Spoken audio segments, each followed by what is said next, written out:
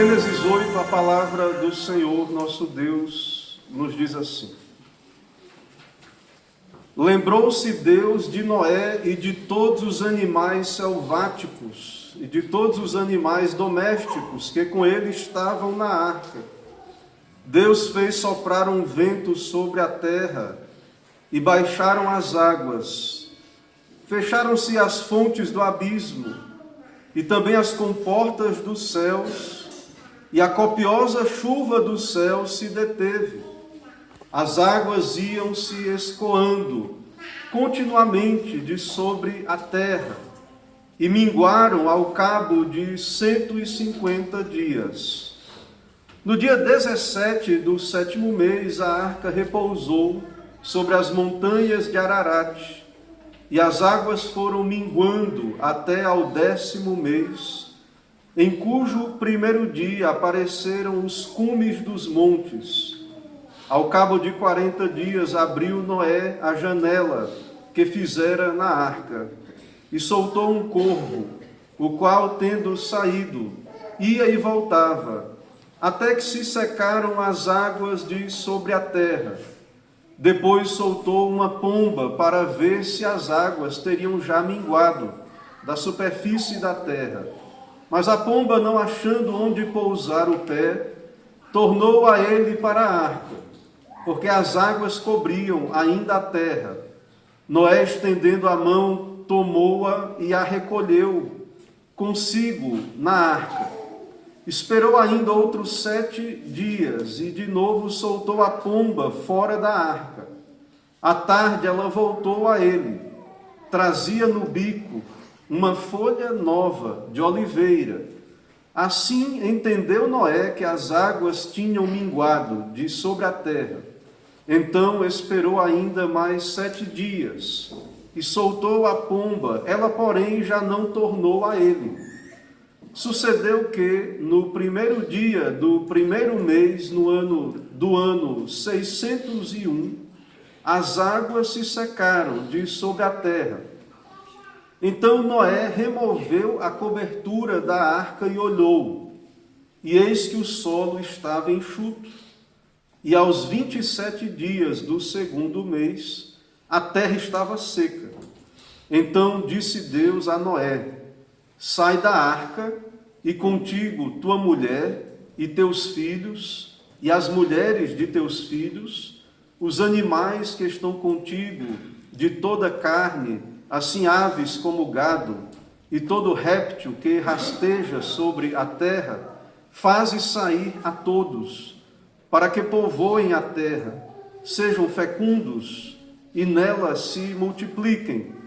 Saiu, pois, Noé com seus filhos, sua mulher e as mulheres de seus filhos, e também saíram da arca todos os animais, todos os répteis, todas as aves, tudo o que se move sobre a terra, segundo as suas famílias. Levantou Noé um altar ao Senhor, e tomando de animais limpos, de aves limpas e de aves limpas, ofereceu holocausto sobre o altar. E o Senhor aspirou o suave cheiro, e disse consigo mesmo: Não tornarei a amaldiçoar a terra por causa do homem, porque é mau o seu desígnio íntimo do homem desde a sua mocidade. Nem tornarei a ferir todo o vivente, como fiz. Enquanto durar a terra, não deixará de haver sementeira e ceifa, frio e calor, verão e inverno, dia e noite. Vamos orar. Senhor nosso Deus, nós lemos Tua Santa Palavra e nesse momento queremos ouvir Tua voz pela Palavra, Teu Espírito falando através da Palavra inspirada pelo Senhor mesmo, e pedimos Tua graça, iluminação, dá-nos ouvir tão somente a Tua voz, que seja o Senhor Jesus Cristo mesmo, nosso profeta, a pregar a nós nesta manhã, pela palavra, e que assim possamos ser agraciados, fortalecidos na fé, nos abençoe espiritualmente, é o que pedimos em nome de Jesus. Amém. Amém. Meus irmãos, o Senhor nosso Deus é um Deus santo em seus juízos, que, como observamos no capítulo 7, trouxe um grande juízo universal sobre tudo o que não estava dentro da arca. Nesse capítulo que estamos, no capítulo 8, nós veremos a renovação da face da terra, o que aconteceu após o dilúvio.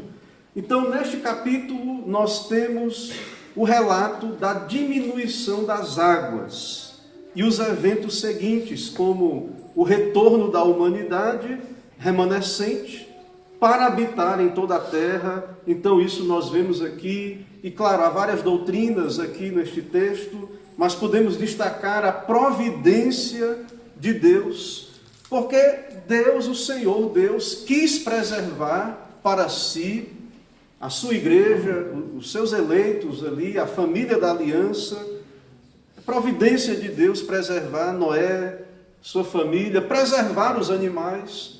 Sabemos que facilmente o Senhor poderia recriar toda a terra, os animais, criar outros animais, ou, como disse ali, foi dito a João Batista, destas pedras poderia ele suscitar filhos a Abraão. O Senhor poderia facilmente fazer isso, porque é um Deus todo-poderoso, mas a providência de Deus, a vontade de Deus. Claro, sabemos o plano dito lá no Éden, do descendente da mulher, deveria acontecer.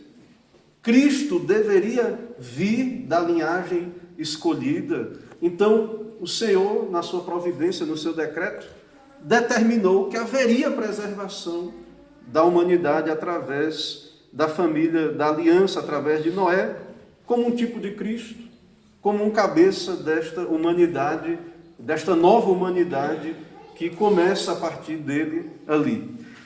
O nosso texto, ele inicia o capítulo 8 dizendo que o Senhor se lembrou de Noé e de todos os animais domésticos que estavam com ele na arca.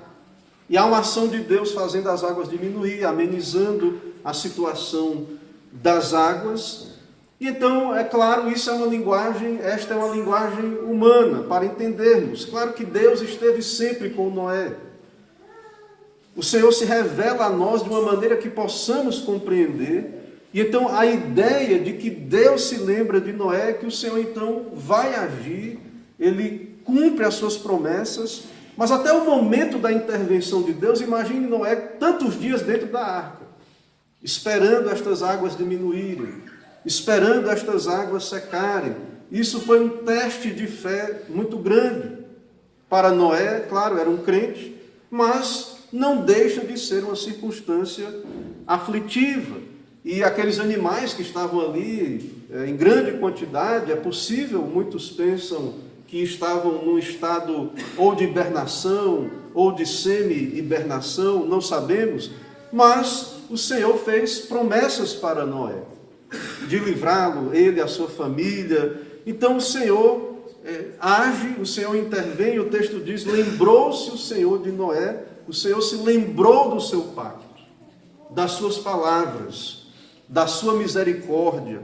E então o Senhor renova as suas misericórdias sobre este mundo através de Noé. E não devemos esquecer então, como disse, os grandes apertos que Noé passou. E isso faz parte também do processo de Deus com os eleitos, com os crentes, com aqueles que têm fé. Então, muitas vezes, não é que Deus se esquece de nós, ou depois lembra-se de nós, como o salmista diz, ouve-me, como se o Senhor não ouvisse, mas é a maneira como nós experimentamos estas coisas. O Senhor é fiel. O Senhor é fiel ao seu pacto. A sua aliança será cumprida. E é o que vemos nesse capítulo. Então, Noé está seguro, a arca, então, ela estaciona em terra firme, e vemos, então, esse secar das águas, o envio ali do corvo, da pomba, para que verificar, então, os ramos nascendo, as plantas voltarão a crescer, os animais preservados dentro da arca. os vegetais, as plantas, as sementes não precisaram ser armazenados em quantidade, a própria água ali, e com o baixar das águas, essas plantas então começam a brotar, crescer, como o caso da oliveira, que a pomba traz no seu bico, um ramo da oliveira. Então é isso que acontece aqui.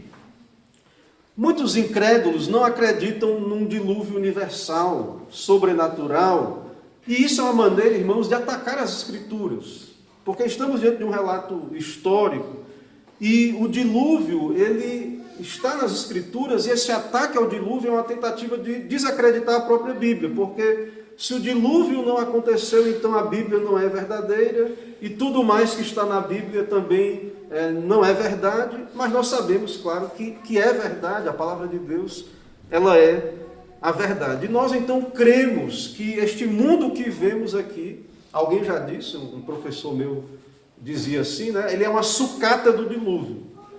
Então nossa humanidade atual vem toda, né, deste momento, somos de alguma maneira descendentes de Noé, e também os animais que existem aí foram preservados milagrosamente pela soberania de Deus e sua providência dentro desta arca.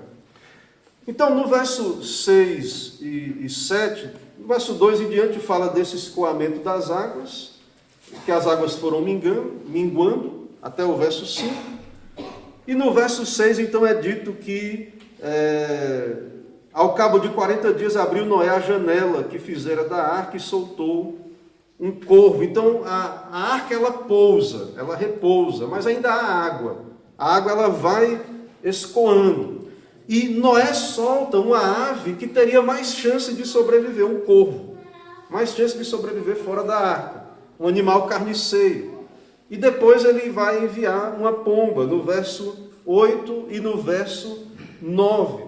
E, a princípio, essa pomba vai e retorna, e depois de uma semana ela é enviada novamente, ela retorna com uma folha de oliveira em seu bico, e então, isso mostrando que as águas já haviam baixado bastante, tendo em vista que a oliveira não é uma planta de grandes altitudes, então as sementes vão brotar naturalmente ali após o dilúvio, as plantas, as árvores, algo que estava no decreto de Deus, no plano de Deus, e assim aconteceu.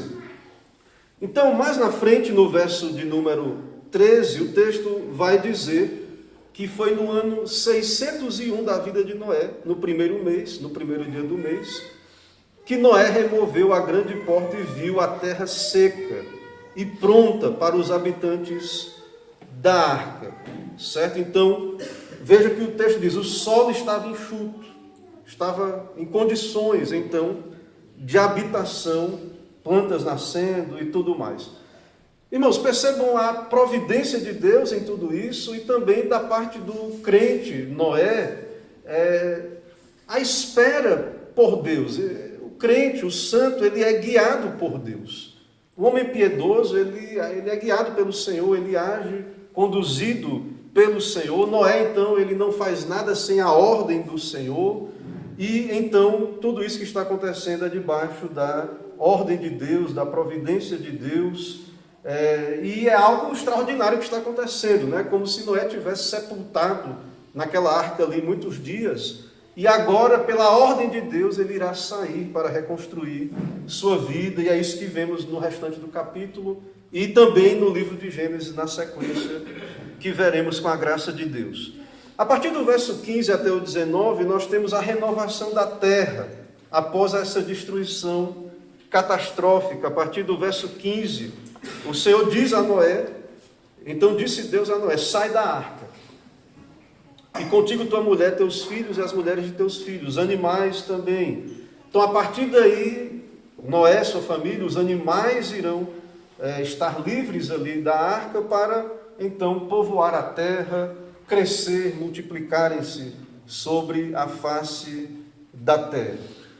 Então, Noé, obviamente, né, como um bom crente, um servo de Deus, ele obedece à ordem de Deus e liberta as criaturas, e se estavam hibernando ou não, o fato é que elas são livres e agora podem deixar a arca e se espalharem, estarem a se espalhar sobre a face de toda a terra. E o interessante, irmãos, diante de tudo isso aqui no nosso capítulo, é que a primeira coisa que Noé faz ao sair da arca é culto. A primeira coisa que Noé faz como um crente é sacrifício, um altar que é, sabemos no Antigo Testamento, o culto ao Senhor.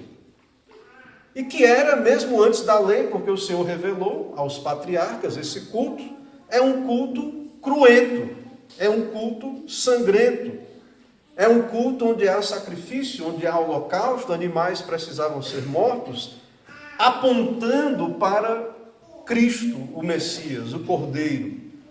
Então, Noé, ele cultua a Deus, e o texto diz que ele oferece um holocausto a Deus, que é um sacrifício queimado, completamente queimado, e um sacrifício que fala da expiação, do perdão de Cristo, que morreu como um holocausto em nosso lugar na cruz do Calvário, recebendo o juízo de Deus em nosso lugar, e assim expiando o pecado, tornando Deus favorável a nós, satisfazendo a justiça de Deus.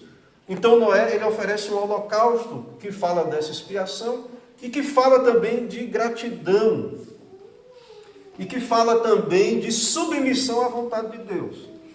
Imagine que haviam poucos animais, claro, ele levou uma quantidade a mais de animais limpos, sabendo deste propósito de adoração e por orientação do nosso Deus, mas o fato é que Noé, ele presta culto a Deus, adoração ao nosso Deus.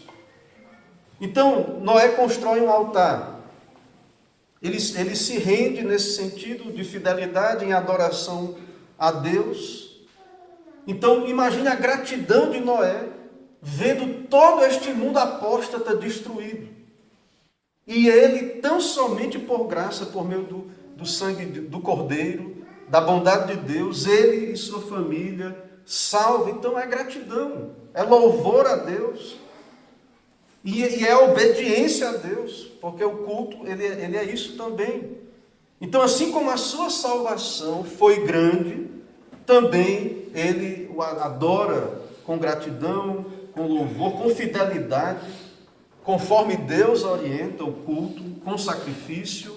E, claro, não podemos, e aí tem a conexão com Cristo Jesus, como estamos afirmando, porque houve sangue, houve culto, e este é o homem da aliança de Deus ali naquele contexto, Noé, e isso é maravilhoso, né, para nós vermos essa congregação tão pequena, essa pequena congregação do Senhor, estes salvos pela graça de Cristo Jesus, adorando em meio a um mundo devastado, mas um povo fiel ao seu Deus e prestando culto ao seu Deus.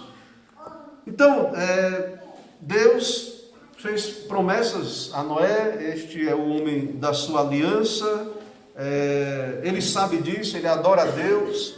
Essa aliança é uma aliança da graça, esse pacto com Noé é um pacto também baseado na graça de Deus, e não há méritos, há sangue, apontando que os méritos do mediador, do Cordeiro.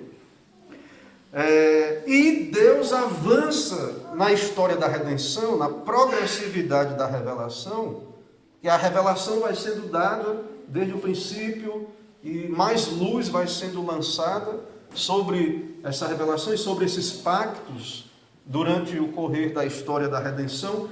Então Deus, o Senhor avança a sua agenda, o seu programa de redenção, de salvação, através da vida de Noé e deste pacto.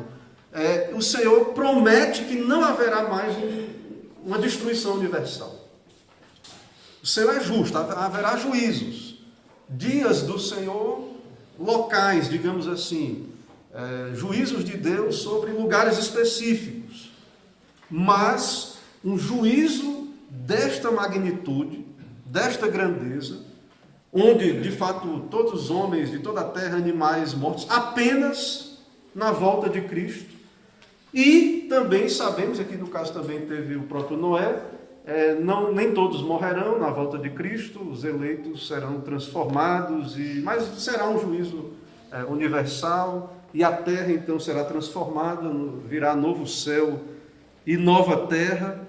Então, mesmo a humanidade permanecendo depravada, mesmo a humanidade aqui, Deus viu a maldade, por isso mandou o dilúvio. Deus viu a maldade no coração do homem, que desde a sua meninice, a inclinação para o mal. E também aqui no nosso capítulo, após tudo isso, recebe o culto, esse sacrifício sobe como aroma agradável, o Senhor aspira suave e cheio deste culto por meio de Cristo, um culto agradável, e o Senhor faz promessa. Ele diz: não tornarei a amaldiçoar a terra por causa do homem, porque é mau o desígnio íntimo do homem desde a sua mocidade, nem tornarei a ferir todo o vivente. Vai continuar a humanidade sendo má e depravada, mas eu não enviarei mais esse tipo de juízo. Sim, há catástrofes, há problemas acontecendo, guerras, catástrofes naturais acontecendo no mundo, mas nada se compara com a devastação que está aqui relatada e que é possível verificar eu creio assim, né? Pela evidência fóssil. É possível, o pessoal que estuda isso, geologia, essas matérias, arqueologia, percebe de fato que a Terra passou por esse juízo universal, por esse grande abalo, por esse grande cataclismo. Eles usam outras explicações, aqueles que não creem na Bíblia eles procuram outros motivos, mas não tem como negar a evidência de que esse mundo, como eu disse um pouco mais atrás, é como que uma sucata do dilúvio.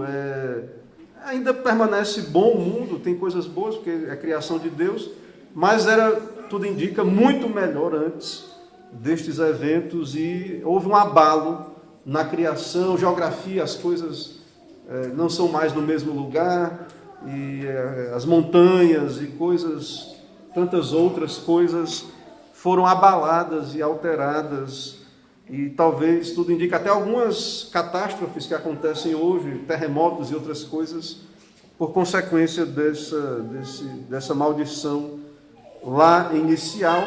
Mas o Senhor disse que não vai amaldiçoar desta maneira, pelo menos até a volta do Senhor Jesus. Não irá amaldiçoar a terra por causa do homem, e isso se refere à maldição lá de Gênesis 3 e também do dilúvio aí. Não haverá um julgamento mundial como o dilúvio até a volta do Senhor, e através dessa providência o Senhor vai cumprir o seu propósito salvífico. O Senhor irá preservar a família da fé, os eleitos, a história da redenção irá continuar. Cristo Jesus, para eles, virá, para nós já ver, viria ali para eles. Então, isso que vemos no nosso texto, é algo maravilhoso, e sem negar a depravação humana. Então, por que não há juízos universais a cada momento, e por que estamos aqui e as sociedades, mesmo com dificuldades, prosperam? E é bondade de Deus, é providência de Deus, por bondade de Deus, porque sabemos que a humanidade é digna de receber juízos desse tamanho hoje também. Nós não somos melhores do que a geração antes do dilúvio. Nós não somos melhores, somos pecadores como aquela geração também era. Então não há mais julgamentos totais antes do fim da história, onde vai destruir todos os seres vivos, como Deus acabou de fazer aqui. E também as estações serão preservadas. As estações, isso é misericórdia, é bondade de Deus. Então, essa mudança de clima, dia e noite, o ciclo da natureza, as estações, isso é misericórdia, nós não merecemos isso. As coisas funcionam ainda. E tudo isso, irmãos, mostra que o Senhor odeia o pecado e condena o pecado junto com o pecador. É isso que a Bíblia demonstra desde o princípio.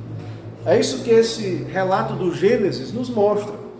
Que o Senhor odeia o pecado, e o pecado, no caso, né, ele condena o pecado, quem peca é o pecador. Ele condena o pecado junto com o pecador. Ele condena a impiedade. E enquanto isso está salvando os seus, pela graça. E nós vemos isso, né, na história aqui do dilúvio, em toda a história, essa ação de Deus. Então, a bondade de Deus, o plano de redenção está continuando no correr da história, juízo e salvação. Há uma referência, uma citação desse momento, entre outras, né, mas que eu quero trazer aqui para nós, no livro do profeta Isaías, capítulo 54, de 7 a 10, veja a misericórdia em meio ao juízo e a referência ao dilúvio que Isaías faz, né? Que o próprio Deus faz através de Isaías. Isaías 54, de 7 a 10. Veja o que o Senhor diz.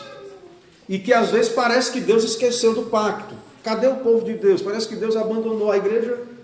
É tão pequena a igreja, e onde está a misericórdia, parece que só coisas ruins acontecem, mas Deus está no controle de todas essas coisas. Isaías 54, 7 a 10, o Senhor diz: por breve momento te deixei, mas com grandes misericórdias torno a acolher-te. No ímpeto de indignação, escondi de ti a minha face por um momento. Mas com misericórdia eterna me compadeço de ti, diz o Senhor, o teu Redentor. Agora veja a referência ao dilúvio. Porque isto é para mim o pacto, né? Isto é para mim como as águas de Noé. Pois jurei que as águas de Noé não mais inundariam a terra. E assim jurei que não mais miraria contra ti, nem te repreenderia.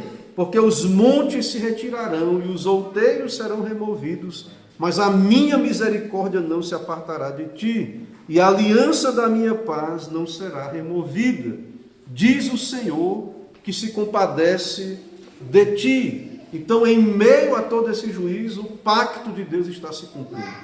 A vontade de Deus, a salvação de Deus está se cumprindo. Mas o Senhor também está condenando este mundo e salvando os seus. E Noé, como temos dito, cabeça representativa aqui neste contexto desta nova humanidade. Noé como um tipo de Cristo, alguns dizem, né, e citam, fazem referência direta a isso. Por exemplo, há um pregador, Dirk Phillips, que ele cita isso. Ele diz, por exemplo, o seguinte: novamente, assim como Noé, a ordem de Deus preparou a arca para a preservação dos seus e das almas de outros, assim também Cristo Jesus edificou e equipou uma arca espiritual, isto é, a sua congregação. Cristo, então, né, aparelha essa congregação, segundo essa citação.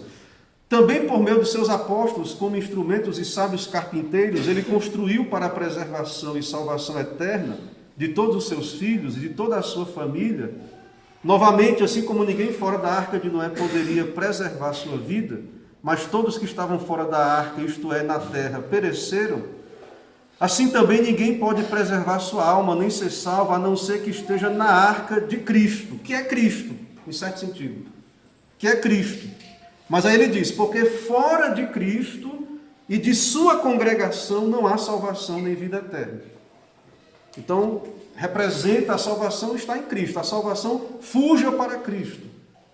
Nele está a salvação do juízo eterno de Deus, só nele temos perdão, salvação. E indo a Cristo, você também será unido à sua congregação, a este grande barco, como temos argumentado, que é a igreja do Senhor.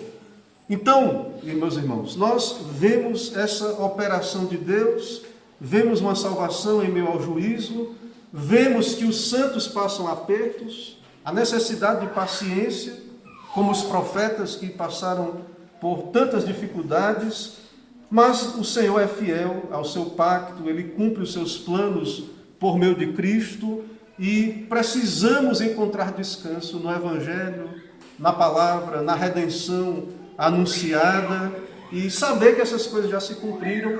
Cristo já aparelhou os meios da nossa redenção, da vida eterna. Já preparou tudo que é necessário. Então, cabe a nós que escutamos o Evangelho apenas ir a Cristo, crer nele, obedecê-lo pela fé, confiar nas suas promessas e saber que realmente só nele temos resgate deste mundo mal, só nele temos plena redenção, e isso deve nos levar à gratidão e ao culto, que é o que vimos também. Outra coisa que vimos, que Noé, assim que saiu da arca, ele é um exemplo de gratidão, de piedade, de serviço a Deus, prestando o culto que ao Senhor é devido, né? E sacrificou algo notório aí no nosso texto. Irmãos, então que o Senhor nos ajude a discernir os seus feitos nesse tempo em que vivemos, saber que estas coisas estão se cumprindo hoje e sabedoria para pregarmos a um mundo debaixo de juízo, mas que também pela bondade de Deus é chamado a Cristo, e sabemos que o Senhor irá chamar os seus e salvá-los pela graça. Que o Senhor nos abençoe, que o Senhor aplique sua santa palavra aos nossos corações. Amém. Senhor nosso Deus, Pai bendito, te agradecemos, ó Deus, pela tua palavra que o Senhor nos enviou nesta manhã, essa porção dada a nós. Queremos te bendizer, ó Deus, pela pregação da tua palavra, ó Deus, que acontece em toda a terra. Sabemos que não merecemos, é bondade do Senhor. Que a tua palavra esteja sendo exposta, explicada, anunciada publicamente, com liberdade. Abençoa, ó Deus, aqueles que têm ouvido a pregação. Ilumina suas mentes, seus corações, desperta. E também, ó Deus, sabemos que há uma pregação do Senhor através da criação, da providência do Senhor. O sol, o céu que o Senhor criou, o firmamento tão belo, o sol, a lua, as estrelas, anunciam as obras das tuas mãos. E também há uma voz do Senhor, sem palavras, por meio dos juízos providenciais do Senhor, as calamidades. O Senhor está alertando os pecadores de que a nossa vida não é só para o aqui e o agora, que esse mundo está debaixo de juízo. Ó Deus, desperta estas mentes, por tua bondade e misericórdia. Também pedimos que o Senhor amenize para a preservação da sua igreja, da tua igreja, e para o bem destes que não merecem estes juízos. Mas muito mais do que pedir que o Senhor possa retirar momentos ruins e tragédias terrenas, pedimos pelo bem espiritual dos que sofrem, dos que padecem, dos que passam, a Deus, por tantas crises e estão sofrendo nesse momento. Que eles possam lembrar que possuem uma alma, que eles possam lembrar, ó Deus, que há um Deus justo, que tudo acontece na providência do Senhor, e que assim, ó Deus, o Senhor salve muitos por meio de circunstâncias a nós esquisitas, estranhas, mas que não são, porque são o teu plano se cumprindo. E assim também dá ao teu povo viver e pregar esse evangelho. Usa todos os teus servos nas suas vocações, alcança os filhos, aqueles que, se porventura há não convertidos ainda em nosso meio, nas famílias, também adultos ou qualquer pessoa que tenha ouvido a pregação e ainda não percebeu a seriedade dos teus juízos e a necessidade de Cristo, salva, ó Deus, converte, redime, opera com poder e graça, ó Pai. E nos abençoa durante todo esse dia. Dá-nos a comunhão, a bênção do Senhor durante todo o dia.